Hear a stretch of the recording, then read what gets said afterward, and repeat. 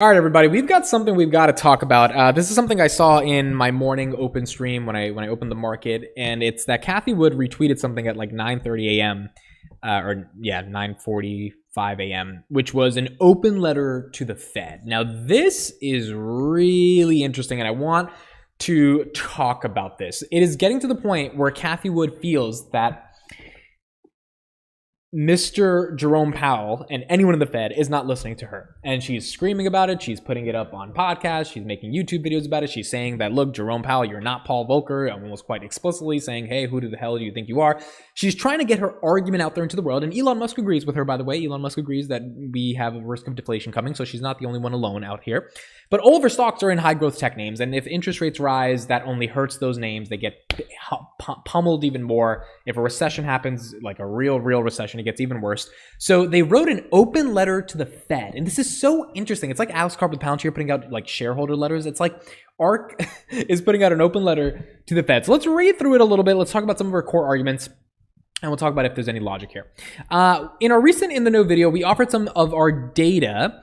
We offered some data for our data-driven approach to the Fed. We offered some data for our data-driven Fed. This is hilarious. They put data-driven in quotation marks, assuming that the Fed is not data-driven, to consider as it prepares for its next decision on November 2nd. In the face of conflicting data, the unanimity, I'm probably saying that wrong, but whatever, of the Fed's last decision to increase the Fed's fund rate by 75 basis points was surprising. Basically saying, look, you guys keep doing 75 bips and there's no reason for you to do it.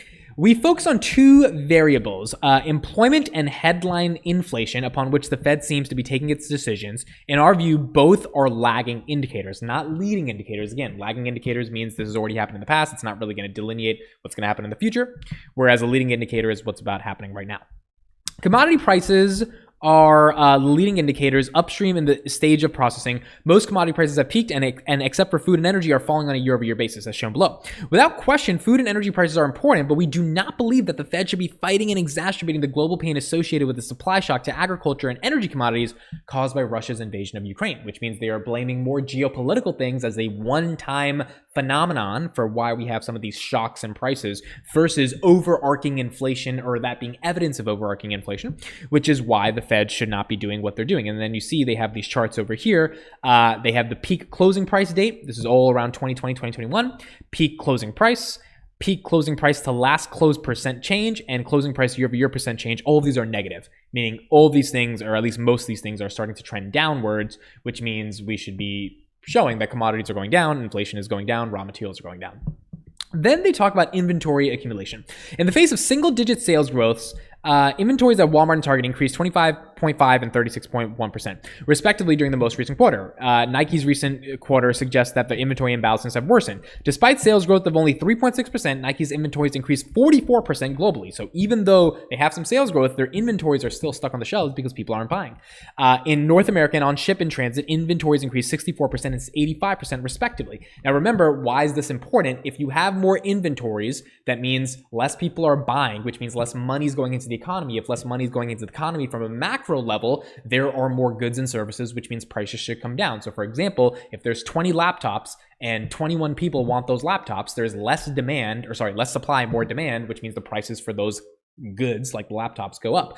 But if there's 20 laptops and only 5 people want it, then those prices have to come down, because if you're 5 people, you have the leverage as the demand over the cost of the supply, which means the supply does not need to be raised to an astronomical expense to ward off the other people who are not willing to pay for something, which causes inflation. Her argument is if we have a lot of inventories and Walmart, Target, Home Depot, Nike, all these companies are like, hey, we have more inventory because people are just not buying, then you don't need to raise interest rates. You don't need to cause a recession. You don't need to have this like big Paul Volcker style type of we got to get inflation down, because it will naturally come down with more inventories existing. If inventories were not at the heights that they were right now, I think Cathie Wood would not have an argument, but she has a decent argument there for inventories going up. Now, granted, there's probably a ton of other factors that the Fed is looking to that Cathie might not be looking to, but at least for this argument, there is some point here. Then she talks about the used car price indexes. We talked about that before, how that's going down year over year, which is a good thing at the end of the day for prices come down. And then she talks about this part, which is interesting. During September and early October, the Fed felt vindicated in its tough stance by reports that inflation is measured by both CPI and PCE deflator, excluding food and energy, increased 0.6%. That's 8% annualized. And that the PPI, excluding food and energy, increased about 5% annualized. Including food and energy, the CPI and PPI fell 1% annualized, 0.1% for the interest rates. However, while some home prices are measured by the Federal Housing Finance Agency, they also fell 0.76%, or 0.6%. Reported on the employment front during September and early October, initial claims for unemployment insurance declined and non-farm payroll employment increased 263,000, but job openings as measured by JOLTS fell 10%, or 1.1 million.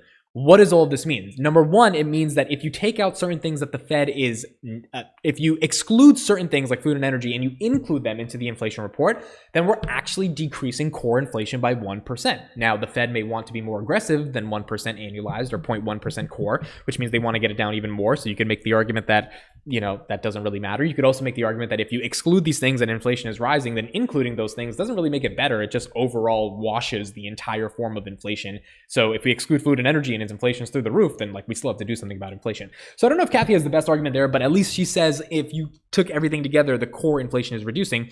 And then the jobs thing is super important, right? So why did the market crash last Friday? Because the jobs report was actually good. We either had more jobs than we wanted to have, or we had less unemployment than we thought we were going to get, right? In general, more people were getting jobs and jobs were doing well. If that's the case, the Fed is going to be more aggressive because they want to have about unemployment at 4.4% to decrease competition in the wage market, in the labor market, less money going to the system, which means inflation is ultimately going to go down. It sucks that you have to get people to lose their jobs in order to trigger a recession, but nonetheless, that would be the case. And that would reduce inflation.